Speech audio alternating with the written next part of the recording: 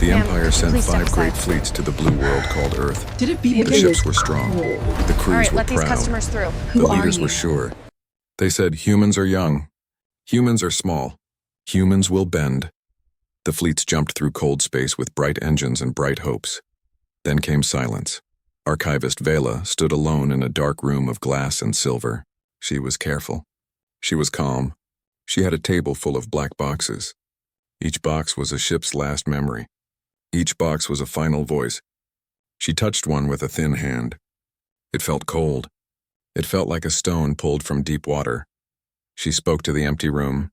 Begin record. Third-person account. Fleet cause unknown. The first box woke with a low hum. A tiny light blinked. The wall showed a wide view, the flagship's bridge. Commander Threck stood tall in dark armor. His eyes were bright and hard. Around him, officers moved fast and clean. Their screens were green with lines and points. The fleet looked healthy. The fleet looked ready. A timer ran at the top of the screen. Vela watched the numbers change. She listened to steady air and soft beeps. It felt normal. It felt safe. She relaxed a little. Then the sound cracked like thin ice, static. A gap. A cut that should not exist. Vela did not move. She watched the bridge return. She heard a laugh. Threck said, "Humans are primitive." More laughter. One officer pointed. Small contact ahead. Human craft. The screen zoomed. A tiny ship drifted in the dark. No shields. No guns seen. No heat plume. It looked like a toy left in space. It looked like a trick. "Bring us closer," Threck said. Engines pushed. The fleet moved in a slow, proud line. The tiny ship did not move. It just turned a little, like a leaf in a black river. Target rings circled it, then blinked and vanished. "Lock again," Threck said. "Lock fails," an officer said. "Range clear. Signals unclear." Vela saw a new row of contacts appear and vanish, appear and vanish. 10 small ships. Then none, then 10 again. The sensors were confused. The numbers on the screen jumped out of rhythm like a bad heart. A thin voice cut through the bridge. It was not loud. It was not angry. It was calm. "Turn back," the voice said. "This is mercy." The whole bridge went still. Threck smiled. They begged. No one answered him. The calm voice did not return. The tiny ship was still there. The lights on the fleet's panels flickered. A warning turned yellow, then green, then yellow again. "Launch a boarding team," Threck said. The view switched to a helmet camera. A team of elite Marines floated down a wide, dim corridor. The walls were plain metal. The floor was smooth. No heat marks, no bodies, no mess. The only sound was the steady breath of the Marines and the soft click of boots on the floor. A door slid open by itself. The team raised their guns. No one waited on the other side. "Clear," said one Marine. "Clear," said another. The camera looked left, then right. It caught a shine in a wall panel. For a blink it looked like an eye. Then it was only a reflection of the Marine's own lamp. The feed stuttered. Vela leaned closer. Her breath touched the box and fogged the glass for a moment. Back on the flagship bridge, the maps changed again. The fleet rings went dark. The targeting lines faded. An officer whispered, "I cannot see our own ships." "Check the network," Threck said. His voice held a hard edge now. "Network is active," another officer said. "But the map is blind." Scout Unit K-17 sent a report. Vela heard the machine voice. It was flat and precise. Thermal scan shows moving zones of cold. Not shapes, just absence. Like holes. "Holes?" Threck snapped. "Explain." "Unknown," K-17 said. "The cold moves like a group. It is behind bulkheads. It is behind us." The helmet camera showed a long corridor again. The team passed a room with open crates. Food packets sat in neat stacks. Water bladders were full. A med kit blinked blue. On the wall, someone had written with a marker, "Go home." A Marine laughed once, a short, dry sound. "They think we will read a sign and run?" The lights went out. Only the helmet lamps remained. The beam reached out down the corridor and came back empty. The audio picked up a sound like a breath that was not theirs. Cold fog bloomed in front of one Marine's faceplate. "Who is there?" the team leader asked. A new voice came from the ceiling, soft and polite. "Please leave." The team fired at the ceiling. Bullets chewed foam. A panel fell and hit the floor with a hollow sound. The room shook once. Then stillness. On the bridge, a new alarm wailed. "IFF is shifting," an officer said. Identity tags are wrong. Fix it, Threck said. It is fixing itself, the officer said. His hands moved fast. His eyes were wide, but to the wrong values. Weapon panels lit up across the fleet. Ready flashed in bold letters. Target lists filled. The names were familiar. Fela felt a cold line down her spine. Targets confirmed, said the weapon chief. He sounded shocked. They are. Us, do not fire! Threx roared. A whisper came on the channel. It was the calm voice again. It sounded closer now. It sounded almost kind. We prefer peace. The helmet camera swung to a junction. A human shape moved like a shadow and was gone. The team ran. Doors slid shut in front of them. Doors slid shut behind them. The corridor became a long, smooth box. Back on the bridge, bulkheads slammed. Lights cut. Screens flipped to black. For one heartbeat, the only thing in the dark was the word, ready on every weapon panel, floating like a pale ghost. Vela heard a single scream through the box speaker. It was not long. It was not heroic. It was simply human fear from a throat that was not human. Then the feed died. The black box grew warm under Vela's hands. A thin thread of smoke lifted from a vent and curled like a question mark. She shut the lid and stepped back. Her heart was fast. Her hands were steady. On the table, the second box waited. Its seal was unbroken. Its light was red like a small eye closed in sleep. Vela spoke again, voice low. Begin next file. She reached out and pressed the seal. The light turned green. The room hummed. The story moved on. The second box woke with a soft chime. Green light. New images. New fear. Archivist Vela stood still. She did not breathe for a moment. The wall showed the inside of the tiny human ship. It looked simple. Flat floors. Plain walls. Narrow halls. It looked safe. It was not safe. The view came from 5 helmet cameras. Elite Marines. Smooth armor. Quiet boots. They moved like a single hand. Their leader, Unit Lead Hask, spoke in a calm voice. We go in, we come out. No fear. Third-person record noted the lie. There was fear. It was thin but real. It moved in their breath and in their eyes. The air in the human ship was sweet and clean. Someone had set the temperature low. The Marines' faceplates fogged at the edges. Drops of water shone on the metal. A soft scent was in the air. It smelled like rain on stone. Light steady, Hask said. The ship gave them light, but not true light. The lamps were soft and wrong. Shadows had round edges. Corners did not look like corners. The eyes worked hard. The brain did more work. The team began to sweat. They passed the first door. It opened by itself. Inside a plain room, benches, hooks, a folded blanket. On the wall was a chalk mark. 3 lines, then a cross through them like a count. It was old. It felt like a math problem with no question. Clear, said one Marine. They moved on. A small speaker clicked on above them. No words, only soft static like a slow sea. The sound made their suits buzz in the chest. A small red dot blinked on a map in Hask's visor. Then it slid away like a fish in deep water. Tracking glitch, said the tech Marine. Filter set. Do not chase dots, Hask said. We follow the plan. The plan was simple. Move to the core. Find people. Take control. Plant a beacon. Come back. The ship did not like the plan. They came to a T-junction. Left hall was bright. Right hall was dim. The bright hall had a sign. Med Bay. The dim hall had no sign. Left, Hask said. The door to the med bay slid open fast. Inside, tidy beds. Clean sheets. A tray set with tools. The tray had cups of hot liquid. Steam rose. Fresh. A note sat under a clear cover. Drink if you are cold. Under that, another line. No tricks. Scan for poison, Hask said. The tech waved a wand. No toxins. No drugs, safe. No one drank. The camera looked at the cups again. Each cup had a small printed label. The labels were in the Empire's own language. The spelling was perfect. Vela marked this in her log. Humans learned fast. Humans read languages that were not theirs. Humans wrote back in those same letters, but kinder. They left the med bay. The door shut soft like a breath. Down the dim hall, doors were marked with simple words, AIR store pumps map. They opened the map door.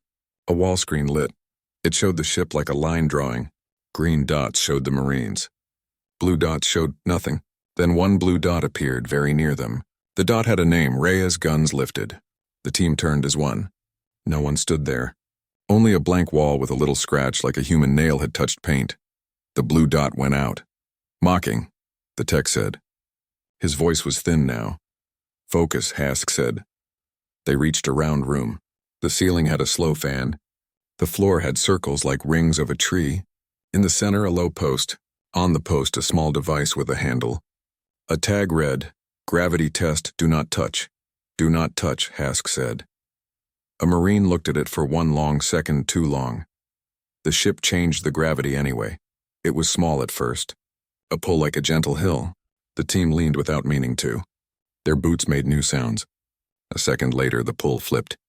They rose, felt light, then slammed back down. Guns hit armor. Teeth hit tongue. The fan kept turning slow. Cool. Calm. Anchor, Hask said. Mag boots locked. The pull ended. The device still said, "Do not touch." Nothing moved it. Nothing touched it. It had moved them.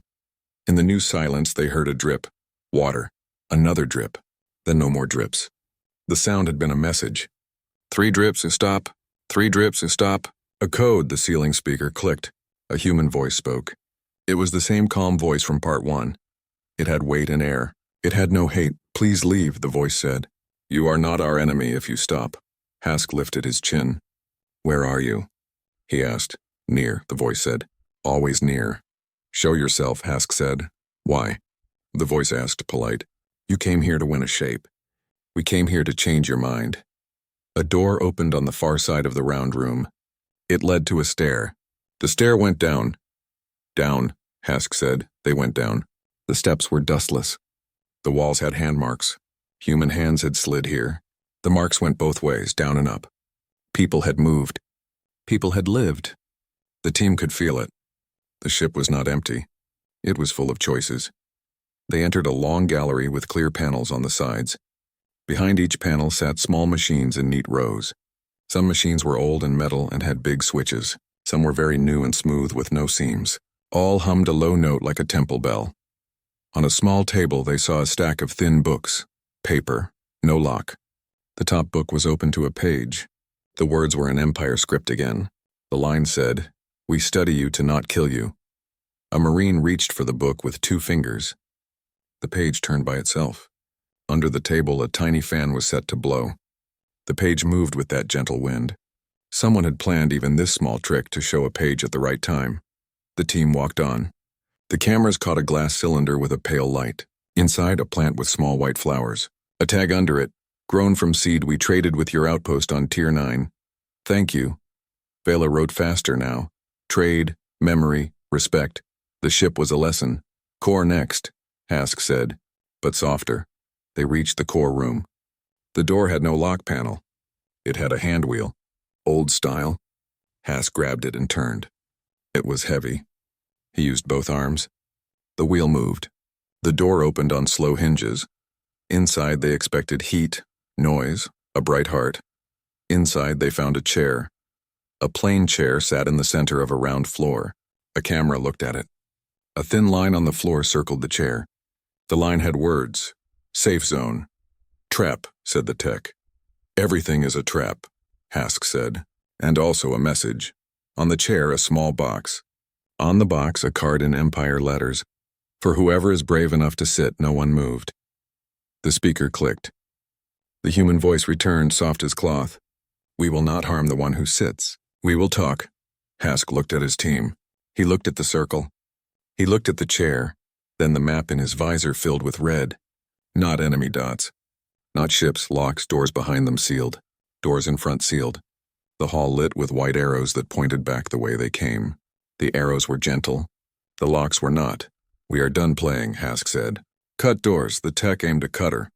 He pressed the trigger. The beam hit the door and split. The door glowed, then cooled. The metal was wrong. It did not take heat like normal metal. It sent heat away into the frame like water into sand. "Different alloy," the tech said. "Maybe foamed layers, maybe channels." "Try again," Hask said. The beam died on its own. The cutter screen read, "Please do not damage property." The Marine swore. This was not a war the team knew. "Sit," the human voice said, kind but firm. "Talk, or we will help you leave." "Help?" Hask laughed once. You lock us in. We locked you in to stop harm, the voice said. We can open at any time. We will open if you sit. We will open if you say the words, we choose to go home. Silence held the room. The chair looked small. The circle looked thin. The choice looked heavy. Hask stepped forward. One step, two, he stopped. He looked down at the circle and at the word safe. He did not trust the word. He did trust his team. He did not want any more tricks. He did not want to kneel to a chair. Lead? A Marine asked. Hask did not answer. The plant with white flowers on the wall behind the glass leaned toward the light, slow and simple. The camera caught it. Life moved even in a trap. The speaker clicked again. A new voice, lower, older, spoke now. It had a name in the visor tag. Reyes. You will not kneel, Reyes said. I know, so I will not ask you to kneel. I will ask you to decide. We can hurt you. We will not. We can kill you. We do not want to. We do this one way, with choice. The far side door opened a hand's width. Cool air slid in like fog. Something rolled across the floor and stopped at the edge of the safe zone line. A coin, plain metal. One face showed a star. The other face showed a tree. Reyes spoke again. Call it star or tree. If you win, you go. If you lose, you sit. No tricks, your choice. A coin is fair, the camera zoomed. The coin spun slow on its edge and fell flat. It did not show a face. It landed on the line itself, balanced, not star, not tree. The team froze. Vela's mouth opened and closed. The room seemed to hold its breath. The coin tilted. It began to fall toward tree. Helmet lamps flickered. Gravity sighed. The coin rocked back toward star. The lights went out. Total dark. In the dark, a whisper near the mic, close to the Marine's ear, so close it could be breath. Please. Choose mercy. The lights came back. The coin was gone. The chair was not empty. A human eye looked through a clear visor already sitting there, inside the safe zone. It blinked once. Cliffhanger. The visor display lit with a single line meant for the team and for Vela watching years later. Talk with me, or chase ghosts forever. The third box woke. The light turned green. The room around archivist Vela felt colder, or maybe she only felt smaller. The title line on the wall said, Contact Protocol, Human. Vela wrote one note before the images began. They do not fight power. They change rules. The view cut to the flagship bridge. Commander Threx stood in the center like a black tower. Screens showed a sky full of icons. His voice was hard. New plan. No more boarding. No more warnings. Kill the jammers. Then kill the ship. He raised one hand. Officers moved like clock parts. The fleet opened its eyes. Dishes turned. Antennas grew bright. A net of signals spun out. Nothing came back. The first rule arrived as silence. The screens did not show noise. They showed gaps. The net had holes in it. The holes moved. The holes formed lines, then letters, then nothing. The letters were in the Empire's script. Please leave. Threx laughed once. Cute, he fired an EMP wave. It rolled like thunder across the human ship. The second rule arrived as old tools. The human ship did not die. Lights did not fail. Engines did not stop. The wave passed and the tiny ship stayed calm like a stone under rain. A small label flashed on a side panel. Analog backup on. Again, Threx said. They fired a second wave, then a third. The ship stayed steady. On Vela's screen, a tiny camera inside the human ship showed a row of old metal switches. A hand human moved them one by one. The hand wore a band with a simple word on it. Home. The view cut to the boarding team's feed. Unit Lead Hask still stood before the safe zone circle. The chair was no longer empty. A human sat there, visor clear, calm eyes bright. Name tag on the visor, Captain Reyes. His voice was mild. We talk now. One question each. Door opens when you choose peace. Hask did not sit. He kept one foot on the circle line. He kept one foot in the fight. Why do you lock our guns? Hask asked. Reyes looked at him and spoke like a teacher. We do not lock your guns. Your guns lock when your aim crosses a place we mark as life. That is your own safety logic. You built it to stop friendly fire.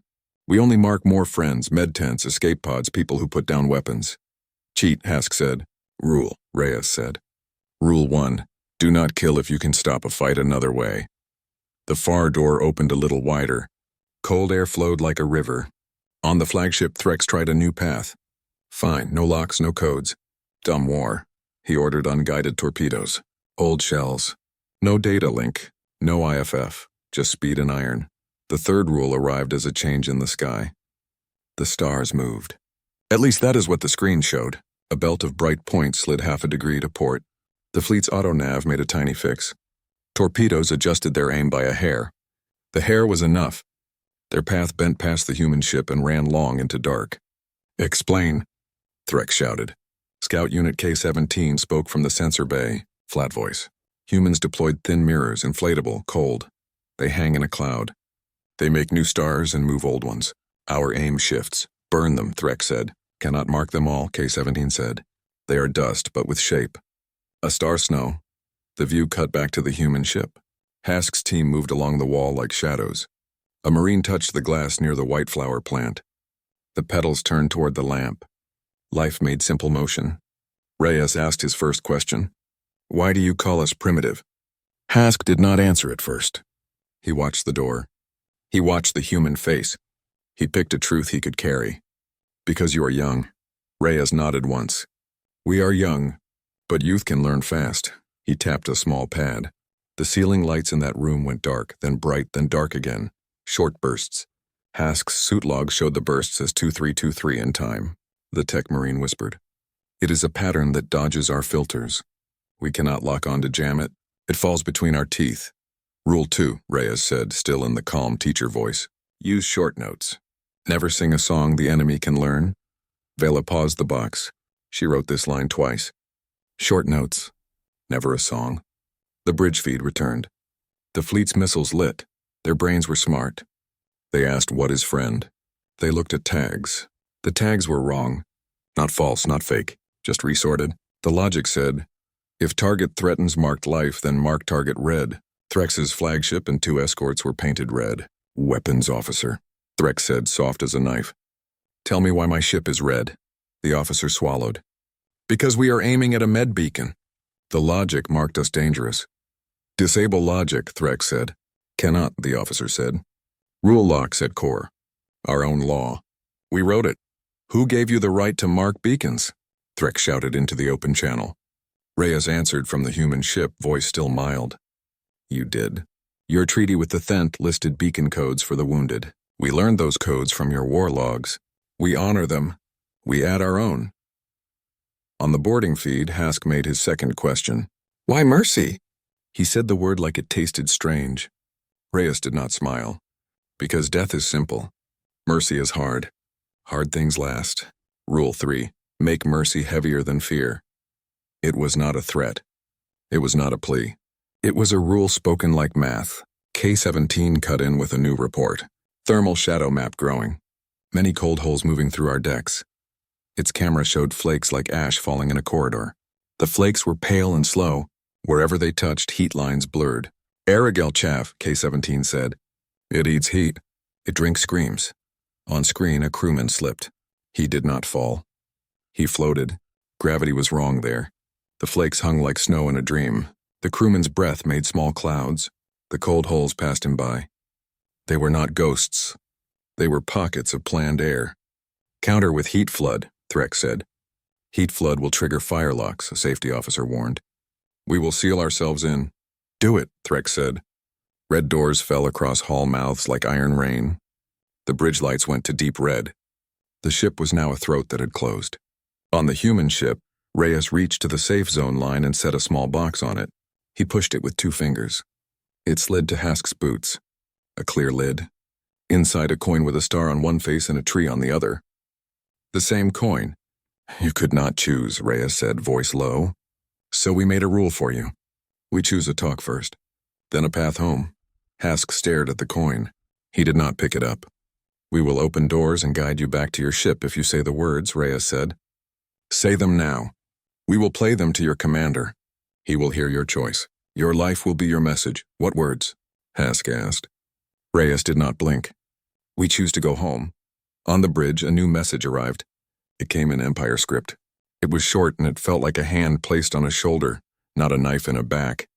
Stop aiming at the hurt. This rule will save your crew. Threx tore the message window closed with his hand like it was a thing he could break. Find their pods, he said. Find their teams. Crush them. The fourth rule arrived as many small shadows. New contacts bloomed along the flagship's hull. Not ships, not drones. Pods the size of coffins, soft landings, no heat spike. They slid into service ports like seeds into soil. The contact names appeared on the edge of a screen.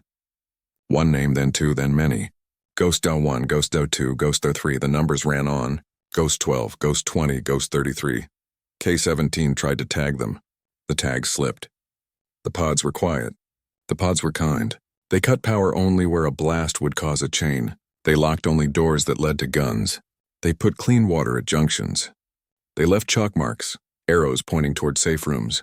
Mercy as a map, Vela whispered, and the box heard her voice on its mic. Her word became part of the record. Back in the safe zone, Hask did not move. His team watched him. The flower leaned toward the lamp again. Simple. True. The coin in the clear box gleamed. Reyes spoke the last line of his lesson. We are not your gods. We are not your prey. We are your mirror. Look and choose. The flagship shook. Not from a blast. From systems turning off in an order that felt like a song. Lights dimmed. Engines sighed. Weapons showed ready but refused to move. Threx opened his mouth to command. The bridge door slid shut. Not locked, just shut like hands asking for quiet. On Vela's wall, the final lines of this box wrote themselves from the ship logs. Human rules seen. 1. Silence beats noise. 2. Short notes beat long songs. 3. Mercy beats fear. First, many small hands beat one big fist. Then a hard chime cut the quiet. A new fleet contact blinked into being right beside the flagship. No approach shown. No wake in space. Just there. Its name burned in clear letters the Empire could not block. Ghost Lead. Cliffhanger. A voice Vela had not heard yet came through every speaker on every ship, warm and near. Open your windows and look outside. The voice from Ghost Lead spoke across every deck. It was warm. It was near. Open your windows and look outside. On the flagship bridge, no one moved. Then a junior officer touched a control. The armored shutters slid back a hand's width. Space looked in. Black, stars, and something else. Soft shapes drifted near the hull. They were not ships. They were not mines. They were smooth pods the size of coffins, dressed in dull skin. Cables ran from them like roots. They touched service ports with gentle mouths. They did not bite. They drank light and sound and heat. Cut them loose, Commander Threx said. Blast ports spat fire. The pods did not flinch. The fire curved and cooled before it reached them, like wind against a river rock. The pods were wrapped in a thin gel that flowed and took heat away. Archivist Vela stood very still in her dark room. She watched the box show numbers climb. Ghost Era 1 to Ghost 44. The count rose. The hull became a field with seeds. A soft chime rang on deck 12. A door slid open into a long corridor. It smelled like clean water. It sounded like a hospital in a far memory, quiet and bright. Chalk marks appeared on the floor. Simple arrows. Simple words, safe this way, med water, the handwriting was human. The letters were clear. Crewman Gel walked there with a burn on his arm. He had dropped a panel when gravity hiccuped in the last fight. He did not want mercy. He wanted revenge. But the water station stood clean and kind. Cups waited. He filled one, he drank. It tasted like nothing. It tasted like peace. Another hatch opened on deck 3. A heavy gun crew ran to man their station. They found the gun. It said ready in bright letters. It did not move. A note was taped to the base with simple tape. The note said, "We locked this to stop a mistake. Please do not aim at a red cross." Under the line, a small red cross was drawn by hand. "Rip that off," the gun chief said. His hand shook. He tried to pull the tape. It would not tear. Not strong tape. Clever tape. It fused if pulled wrong, but lifted if you held the edge just so. He tried again. It held. He cursed. He laughed. Then he stopped laughing because laughing felt wrong. In the engine bay, Ghost Team shadows moved like soft music. They did not run. They did not shout. They put small devices on fat pipes. The devices had only 2 buttons. On and off. The buttons did not glow. They waited. A human in a soft suit, no guns visible, passed a crewman in a corner. The human lifted a small light and pointed it to the floor. The chalk mark for safe was drawn there. The human nodded and walked on. The crewman did not fire. His gun felt heavy in his hands. His heart felt heavier. Scout Unit K-17 watched all this through a dozen eyes. Its machine mind tried to sort patterns. The patterns broke into many small songs, none repeated enough to sing back. K-17 spoke to Threx. Ghost teams cut power in narrow lanes. They leave lights near exits. They avoid sealed squares. They do not break life systems. Then hunt them in the dark, Threx said. Dull all lights. Flood heat. Smoke them, the lights died. Red backups bled in, thin as old wine. Heat rose. Fog rolled. Alarms sang. Fire doors dropped between compartments. The ship clenched its teeth. Ghost teams changed their song. They opened a service deck to deep space for 3 heartbeats. Smoke fled there like a ghost. Doors closed again. Pressure held. No one died. Stop them, the safety officer shouted. They are inside our bones. On an upper deck, a lift opened. 2 alien guards pointed guns. No target stood there. Only a box the size of a fruit. The box lid had clear glass. Under the glass lay a coin, star on one face, tree on the other. A card under it read, "If you see this, you are near a safe path, follow the arrows." The guards looked left and right. Their ears heard a soft step behind them. They turned too late. No hit, no pain. Only a small spray of foam on their rifles. The foam hardened and locked the triggers safe. Their weapons were now sticks. The human who sprayed them placed a bottle of water at their feet and left. On the bridge, Threx showed teeth. "Mercy is poison," he said. "It makes cowards." He ordered a suicide ram with the nearest destroyer. The helm officer set a course to strike the human ship and crush it under mass. His finger hovered over the confirm pad. The pad went dark. Words bloomed there. "Please do not. You will kill your own. Override." The helm cried. A quiet click answered him. A lock inside the chair closed around his waist. He could still breathe. He could not stand. On Deck 9, a steel door had been welded for months by men who loved strong metal. Ghost teams did not cut it. They left a paper on it instead. The paper had a simple map drawn in pencil, a path around the door to the same goal with fewer risks. A smiling face was drawn in the corner. It was silly. It cut like a knife. Bela wrote in her notes, "They make us walk where we ought to walk." A soft shudder touched the flagship's spine. Screens changed. A big clock appeared on every wall. It counted down from 0-30, big numbers, slow seconds, not a reactor countdown. A door cycle, reactor breach? A voice squeaked. "No," the engineer said, eyes narrow. He had seen many deaths. He did not see death here. He saw a lesson. It is a lie to show us the truth. They will open hatches in a safe order. They tell us with a clock so we do not run and crush each other. The clock hit 00:01 and froze. Everything held its breath. Then the numbers slid away and became a sentence in the Empire script. "We will not scare you into wisdom. We will walk you there, on the human ship." Countess Reyes sat in the safe zone. He watched Hask from still eyes. He did not blink much. His hands were steady on his knees. "Your ship is not our enemy," he said. "Your fear is. We fight fear." Hask felt his team behind him losing air to panic, not to space. He made a choice. "Open one door," he said. "Show we can go." The far door breathed open a span. The corridor beyond was quiet and bright. A strip of soft lights ran along the floor like a river in night. The lights formed arrows. Home. Reyes spoke not to Hask now, but to the box, to the record, to Vela who would hear. Ghost teams work small. They want less noise, less harm. They want fewer funerals. They want to leave a mark that is not a crater. A new channel cracked open on Threx's console. No code, no encryption, only voice. It was Human Engineer Park, calm, gentle. "Commander Threx, we adjusted your reactor coolant pumps by 3%. Efficiency is better now. You can check. Please stop aiming at our med beacons." Threx hit the panel with his fist. The panel did not break. His knuckles did. Blood ran. He did not feel it yet. On Deck 17, 2 Ghost team members reached a nursery. Not for children, for seedlings. The Empire grew food there in gel. The plants were thin and pale. The ghosts did not tear them. They turned the lamp to a better angle. They left a packet of trace salts with a note, "For leaves." A Marine from Hask's team watched this from a bottom hatch. His breath shook. His rifle lowered. He had thought of humans as fire. He saw them as Hans K-17 posted a final scan.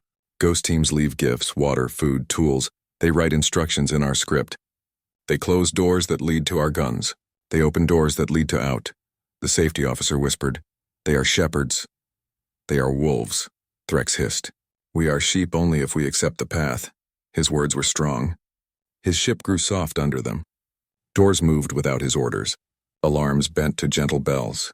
The ghost pods hummed like bees. On the human ship, Reyes gave Hask the last truth he could give without breaking the war. "We call this a soft siege," he said. "We surround your harm and feed your life. It feels like mercy. It is also a wall." Hask looked at the coin in the clear box. He lifted it. He did not flip it. He held it tight in his fist. "If I say the words," he asked, "do you let my fleet live?" Reyes nodded once. "We guide you home. And if I do not?" Reyes did not lie. "You will chase ghosts until your crew cannot run anymore." Silence filled the core room. The flower behind glass leaned to the light again. Small, certain. The safe zone circle waited like a patient friend. On the bridge, something new happened. Not a lock. Not a trick. The shutters slid wider by themselves. The crew looked out. They saw the human ship glide close as a whisper. Along its hull, white paint wrote a line in Empire script for all to read. "We see you." Under that, another line. "We will not humiliate you." The script was perfect. The letters were kind. A slow sound spread across the flagship. It was not orders. It was not alarm. It was breath in and out like waves. Crew who had clung to rage felt their hands let go a little. Not surrender, not yet. But less sharp. Threx saw it. Fear entered his eyes for the first time. Not fear of humans. Fear of losing his crew to hope. He opened a line to all ships. "Any captain who leaves will be marked a traitor," he said. His voice shook. "We hold." Reyes listened to this on a quiet channel. He did not answer Threx. He spoke to Hask instead. "Say the words. We will play them to your commander. Let a small thing change a big sky." Hask looked at his team. At the coin. At the circle. At the door with the gentle river of lights pointing home, his throat worked. His jaw locked. He spoke. "We choose." The box cut the sound. Vela slammed her hand on the table.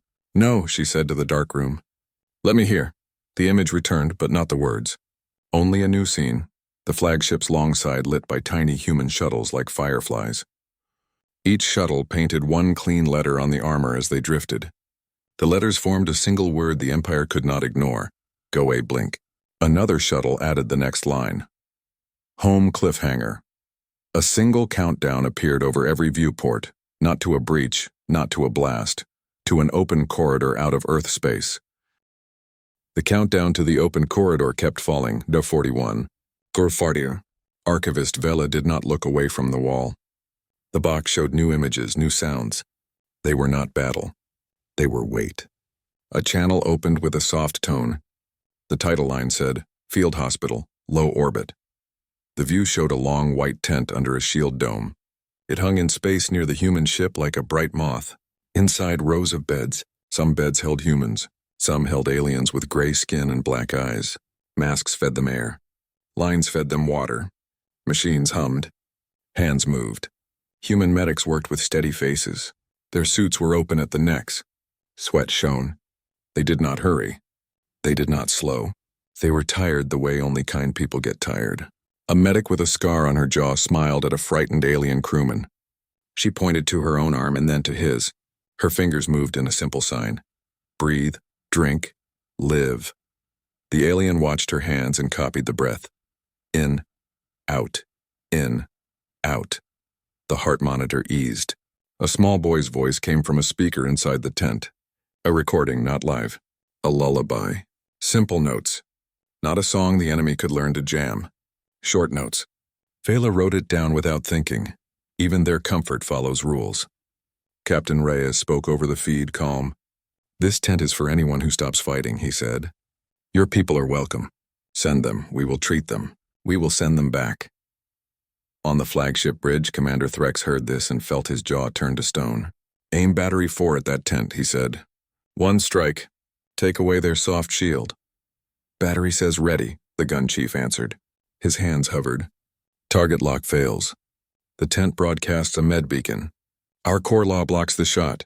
Override, Threx said, voice low and deadly. Core will not accept, the chief replied, eyes glassy. We wrote it. We swore to it. It is ours. Threx's hands curled. The pain in his broken knuckles woke. Then destroy their escorts. Kill the ones who bring the wounded. Escorts are unarmed shuttles, the safety officer said. Marking them red marks us red. Another channel opened by itself. Engineer Park's voice came through, simple as always. Commander, I must tell you a cost, she said. A ghost team pod failed to seal on docking. 2 of ours died in vacuum. Their names were Mara and Jilan. We still choose mercy. A pause. Do you? The bridge went still. The crew listened. They did not want to. They did. On the human ship, Rhea stood at a small memorial wall. Names were written there in chalk. Not carved. Chalk. Chalk can be erased, can be changed, can be added to. The wall was honest. Reyes touched 2 names with a gloved finger. Mara, he said. Jilan. His voice did not break. It had cracks already. The cracks held. He looked into the camera, into Vela, into the Empire, into the war. Mercy is not free, he said. We pay for it. We pay now, so our children pay less later. That is our math. Hask watched this from the safe zone. He did not speak. The coin with the star and the tree lay quiet in the clear box near his boot. His hand kept moving toward it and away like a tide. The box showed a new angle. Outside the tent, a human guard sat on a crate with a bandage around her shoulder. She watched the stars and hummed the short lullaby again. An alien patient inside the tent hummed with her 1 beat late. The flagship shuddered once. A destroyer on the edge of the fleet turned. Its captain sent a private word to Threx. The word was small and heavy. Request to retreat. Threx sent back 1 word, denied. Another ship sent the same request. Then another. The box showed the requests pile up like stones in a river, bending the flow. K-17 spoke from its cold brain. Commander, our hull shows 27 ghost pods. They cut only what keeps us dangerous. They leave food and water caches. They left a tool set in Bay 7 labeled in our script with instructions. Say it plain, Threx growled. They are fixing us so we can leave, K-17 said. A soft ping. The field hospital feed changed. Reyes stood by a window with thick glass. He raised a hand. The glass looked out at Earth. Clouds swirled. A white storm spun over a flat blue. City lights did not blaze in proud crowns. Many were dimmed. Space was bright instead. The planet watched with the quiet of someone who knows they are seen. Reyes did not talk about power. He talked about cost. We lost ships in old wars, he said. We learned the price. We learned a new way. Small cuts, not deep wounds. We learned to be the wall, not the hammer. He tapped the glass with 2 fingers. We will escort you out. We will not hunt you, but the safe lane passes close to us. You must trust for a little time. Threx leaned toward the screen like he could bite it. A trick, he said. On the human ship, Park showed a chart. Simple, clear, stars, arrows. The lane ran a white line that curved past Earth's orbit like a ribbon laid near a sleeping giant. The line was narrow. The line was possible. Why so close? Ask asked from the safe zone, not angry, curious. Park answered, steady. Because your jump drive needs clear space without debris. The clear space is inside our ring of satellites. We can keep it clear for you. Out there, she pointed past the white storm, is busy, trash, old fights. You will clip a wing if you try alone. Vela marked the phrase, we keep it clear for you. A new feed slid beside the chart. It showed human bodies under sheets, 4, not many, too many. A medic pulled a sheet for a last check, then covered a face again with careful hands. Behind her, a board marked supplies used in chalk. A line read blood low. Reyes did not hide this from the enemy. He showed it. Look, he said. We pay. Hask felt something in his chest turn and point a new way. He did not know what to call it. He knew it was heavy. On the bridge, the crew saw the same images. Some looked away. Some did not. The ones who did not had faces like doors just starting to open. Threx saw those faces and feared them. He opened a private line to the fleet. Mercy is a weapon, he said. It is sugar in your blood. It makes you slow. It makes you forget why we came.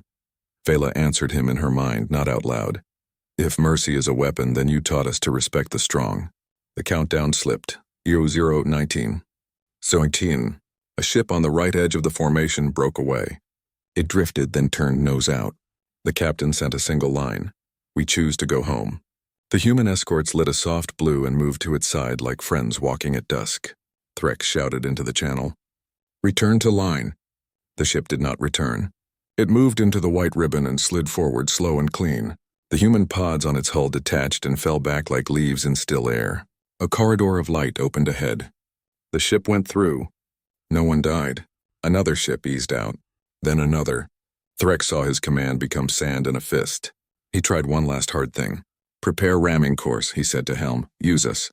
If we die, they bleed. The helm did not answer. The chair lock clicked again. It did not hold him. It released. The control pad lit.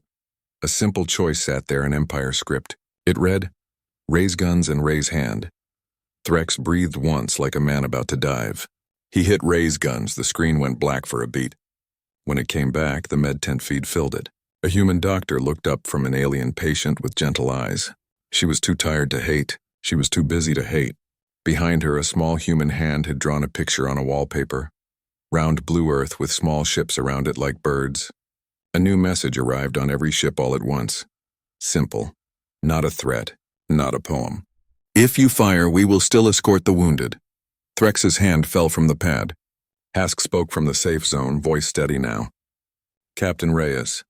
Reyes looked at him. He did not smile. He did not push. We choose to go home, Hask said.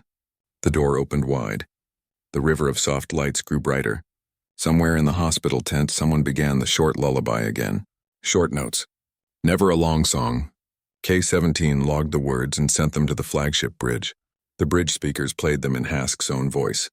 Every deck heard him. The tone was simple. The choice was heavy.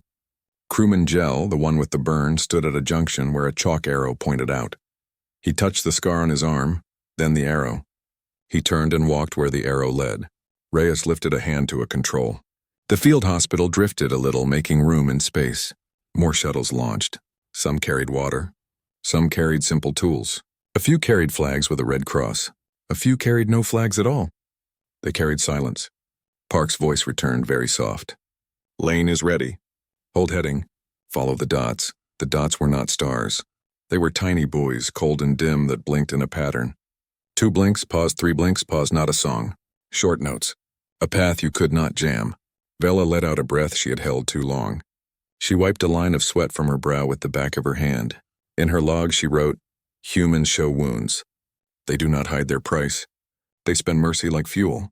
The countdown ticked to 006. Wire. Threx stared at the long window. He saw Earth, he saw the white storm.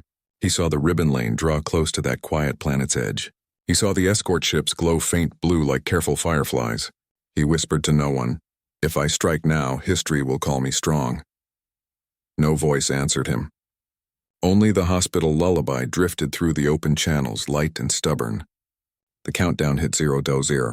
A new line lit above every viewport in Empire script, written by a hand that gave gifts and built walls.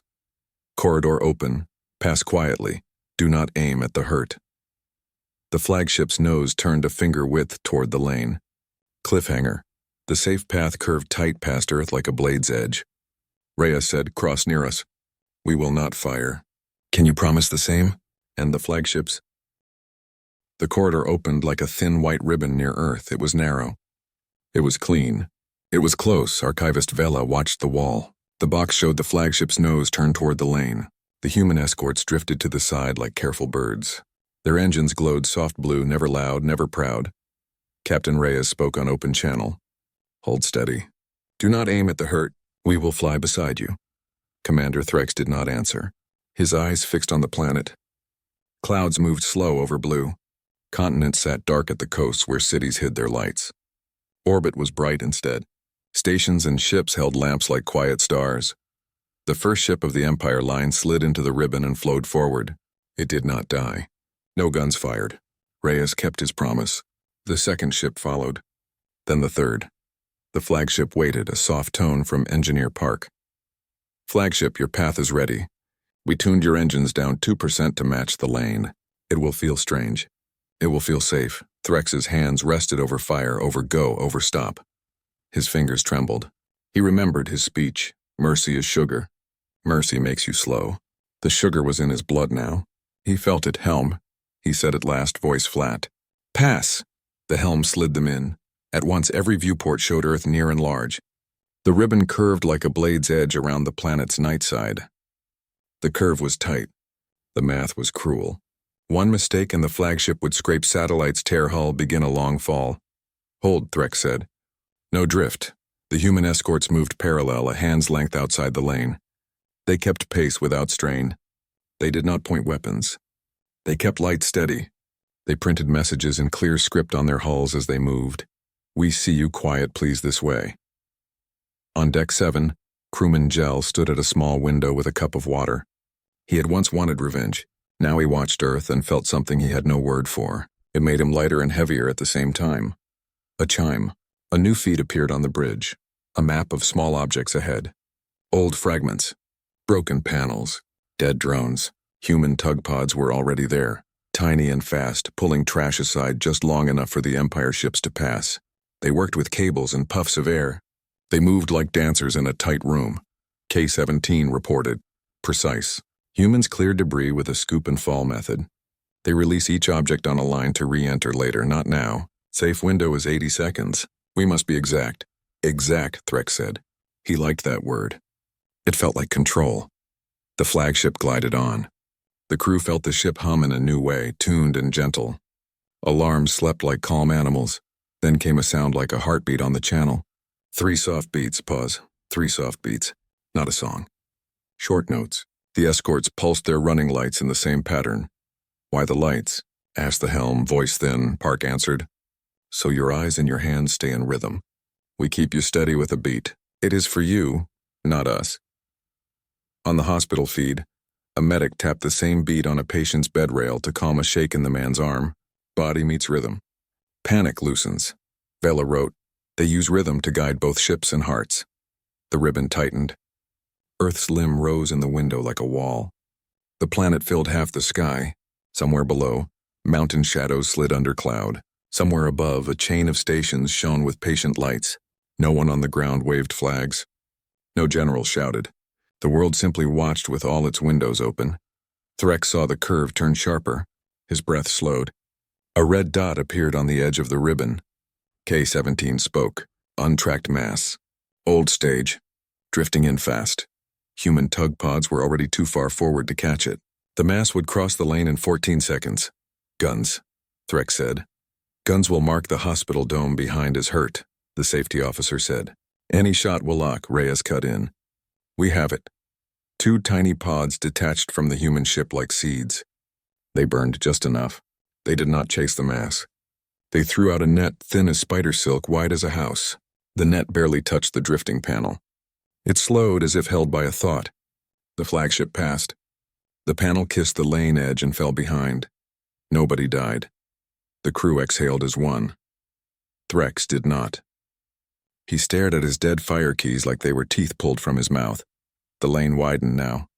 Earth slipped away to port. The escorts drew closer. On their hulls, new words appeared. Almost through, hold your hearts. On the human ship, Captain Reyes sat in the safe zone room, visor up. He looked older now. He had lost hours and friends since Part 5.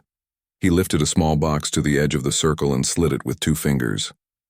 It stopped at Unit Lead Hask's boots. Hask opened it. Inside lay a strip of thin metal stamped with letters in Empire script. Passenger. Under it, a second strip. Friend. Hask looked at Reyes. He did not take the strips.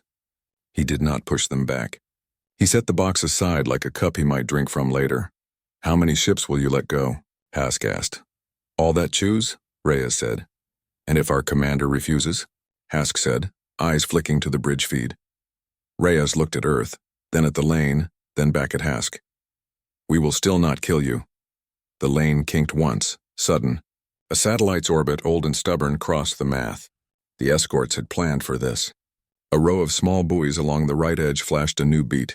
2 quick, 1 long. The flagship corrected by a hair. Beautiful, K-17 said without meaning to. Machines do not praise. This one did. Something changed on the bridge. It was not the lights. It was not the screens. It was the faces. The crew looked less like fists and more like hands. Threx saw it. He felt power drain away into respect, and he feared that more than guns. He made one last move. "Helm," he said. Quiet. Careful. Almost kind. "Mark human ship as target, only mark." No fire. The helm looked at him, then at the escorts, then at the hospital dome still floating like a small moon. His fingers did not move. Threx reached for the pad himself. The pad lit and asked one question in Empire script. "Are you sure this helps your crew?" He froze. A new voice came on the channel, not Reyes, not Park. It was old, deep, and soft. Ghost lead. "Commander Threx," the voice said. "Your people can live if you let them. Your name can live if you let it bend." Threx lifted his hand from the pad like it was hot. The lane smoothed. The ribbon straightened. Behind them, Earth became a coin. Ahead, stars opened in a wide field. The escorts drifted outward, making a gate. Reyes spoke to all ships. "Corridor ending in 20 seconds. When you cross, hold heading for 100 breaths. Then jump as you like. We will not follow." On the hospital feed, the medic with the scar sat down at last. She drank water. Her hands shook. She smiled at no one. She closed her eyes for 2 breaths and opened them again. Vela watched all this and felt the weight of a good story press her chest. She did not cry. She wrote faster. 10, Park counted. 9, 8. In those last seconds, the Empire fleet heard a new sound. Not the human lullaby. Not the short beat. A different thing. It was the Empire's own morning hymn, played very soft on a human instrument. The notes were correct but small, like respect spoken in a second tongue. "Why do they play our song?" the safety officer whispered.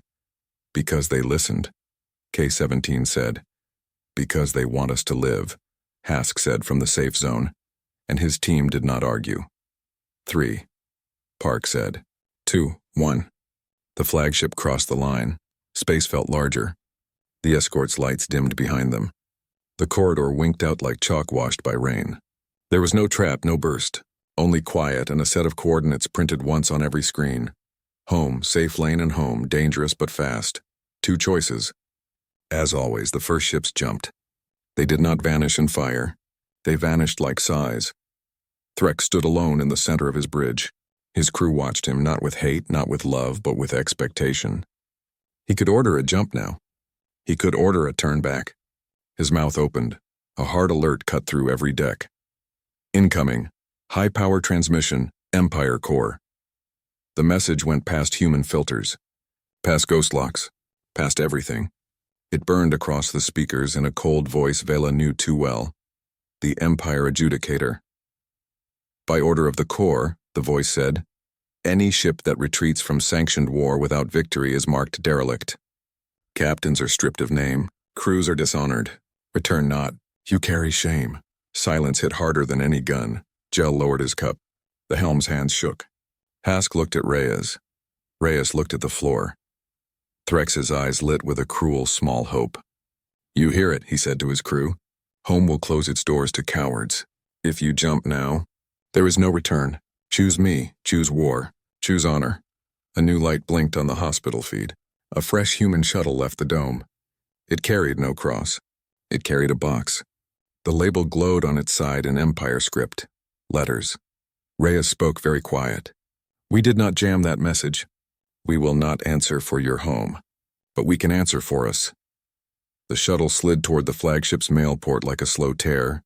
Bella felt her hands go cold. She knew what Part 7 would be. She knew and did not know. The box on her table warmed. A new seal icon blinked. Aftermath. For returning eyes only. Threx stared at the mail indicator. He did not know yet what waited inside. "Commander," Park said softly over open channel, "we will hold this sky for 1 hour. Then we will go. Your choice lives longer than our escort." Threx looked at his crew. At the screens, at Earth now a blue coin behind him. At the 2 coordinates that both read home and meant 2 different futures. His finger moved toward the jump key. Cliffhanger. Vela's hand hovered over the final black box marked Aftermath. On the flagship, the mail shuttle latched with a soft clunk, and the Empire, The mail shuttle touched the flagship with a soft sound. A green light blinked. No lock, no trap. Only a box. Archivist Vela stood in her dark room and watched the last black box on her table. The seal on its lid read, "Aftermath for returning eyes only." Her hand hovered. She did not open it yet. She needed to see how the old fight ended. On the flagship bridge, Commander Threck stared at the mail indicator. The Empire adjudicator's voice still rang in the crew's bones. "Return not." The words had frost. They bit. "Do not open that," Threck said. No one moved. Scout Unit K-17 broke the hold. "Mail compartment secure," it said. "Content is paper, ink, no devices, paper." The safety officer whispered as if paper were a spell. Hask spoke from the safe zone aboard the human ship. His voice was steady. "Open it," he said to his own crew through the private marine channel. "Whatever is inside is for us." Reyes did not speak. He watched. On the flagship, the mail officer lifted the lid. Inside lay many letters in neat bundles. Each had a name written by hand in Empire script. The handwriting was careful. The lines were straight. Another layer lay under that, small hard drives. A third layer, a map printed on cloth, folded small. The mail officer looked to Threx. Threx's face had become stone. "Burn them," he said. No one moved. The officer picked up the top letter instead. The name on it belonged to crewman Gel. Gel stepped forward like a sleepwalker. He took the letter with both hands. His burn scar pulled tight at his wrist. He opened the envelope. Inside he found a simple page written in his planet's little school script. He read with lips moving. Then he made a sound like a man seeing home from far away. "What is it?" the helm asked, voice very small. Gel read out loud, slow. "Dear Gel," he began. "A human medic took this down for me. She asked only to write what I say. So I say this: you left to fight for us. I do not ask you to win. I ask you to live.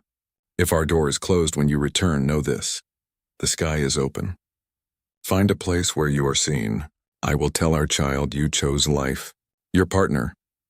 Ink blotches dotted the bottom where tears had fallen when the words were made. "Impossible," Threx said, but his voice had no sword. K-17 tilted its head like a listening dog. "Humans found our family channels in public archives," it said. "They sent messages to ask for words. They wrote what was spoken. They delivered them now." The bundle held more letters. Some were from parents. Some were from friends.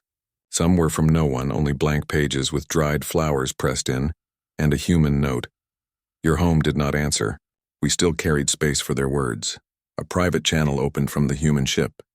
Engineer Park spoke, soft and exact. "We did not touch the adjudicator's order. We cannot change your core, but we can give you choices.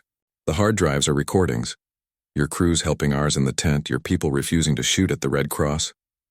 If you ever need proof you chose well, there it is. The cloth is a star map. It shows lanes with water, food, friendly ports. It is not a trick." Threx's eyes went to the star map. Paper maps belong to old ships, old legends. This one had fresh ink. Human hands had marked safe wells in small circles. A few circles were marked with a quiet symbol he knew from old Empire law, the sign for sanctuary. Hask said from the safe zone, "If we go back, we lose our names." Reyes answered with that same calm weight he carried from the first pleas. "Then keep your lives. Names can grow in new soil." Threx felt rage rise to save him from shame. He fed it, but it would not eat enough. The bridge crew were reading letters now. Their faces changed. A gun chief cried without sound. The safety officer pressed a page to her mouth and shook like a leaf in slow wind. "Stop," Threx said. But it was not a command. It was a wish. On the open channel, the adjudicator spoke again, cold as winter rock. "Any ship that retreats will not re-enter Empire space. Close all gates to them. Mark them lost. Mark them unclean." A pause. "If they return, punish them." The word punish fell like a stone in water and kept falling. Reyes did not answer that voice. He spoke to Vela's future, though he did not know her name. "We will walk with them to the line," he said. "And then we let them choose." The flagship's crew turned to their commander. Threx looked into the dark of space beyond the escorts. He could not see home there anymore. Home had turned its back and given him a mirror where his face sat wrong. "Commander," Gel said, throat tight, letter in hand. "Please," Threx closed his eyes. In the blood dark behind them, He saw an empire that feared soft things. He saw a human tent with a lullaby. He saw a coin that wouldn't fall until the room chose. He opened his eyes. "Helm," he said, voice like gravel. "Set heading to the map's first well." The helm did not move. He looked at Threx. "Say it plain," he asked. "Say the words." Threx swallowed pride. Pride cut his throat on the way down. "We choose to go." He could not say home. Home had become a closed door. He found another word. "We choose to go on." The bridge did not cheer. It sighed. The sound was not victory. It was relief hurting on the way out. Hask heard the words. He looked at Reyes. He nodded once. "Not in worship. In respect." Reyes lowered his head a little, the way some cultures bow to honor. "We will give you water," he said. "We will give you charts. We will not ask your flag." The human escort shifted into a new pattern, not a cage, not a spear, a road. The letters on their hulls changed. Water ahead. Dock if you need, no questions. Ships peeled from the fleet and fell in line. A few held back, pride or fear knotting their thrusters. One captain sent a message to Threx. "We turn back. We will test the gate. If it kills us, at least we died trying to be what we were." Threx did not bless him. He did not curse him. He wrote the name down on a small pad and kept the ink. That ship turned. It left the safe lane. It pointed its nose toward Empire space and jumped. No light. No flame. A long minute later, a single ping returned across the quiet sky. Not a distress call. Not a scream. An autocode, entry denied, shunted, location unknown. Then silence. K-17 spoke, almost gentle for a machine. The gate spat them somewhere wild. The bridge crew stood still. No one said, "I told you so." No one said anything. The human hospital dome began to pull back, slow and careful. Engineers folded the tent with clean, practiced hands. Medics carried their dead with cotton respect. The lullaby ended. In its place, a hum, low even, like a ship at rest. Reyes gave the Empire fleet one last gift. "If you need to speak to your families, we will carry words," he said.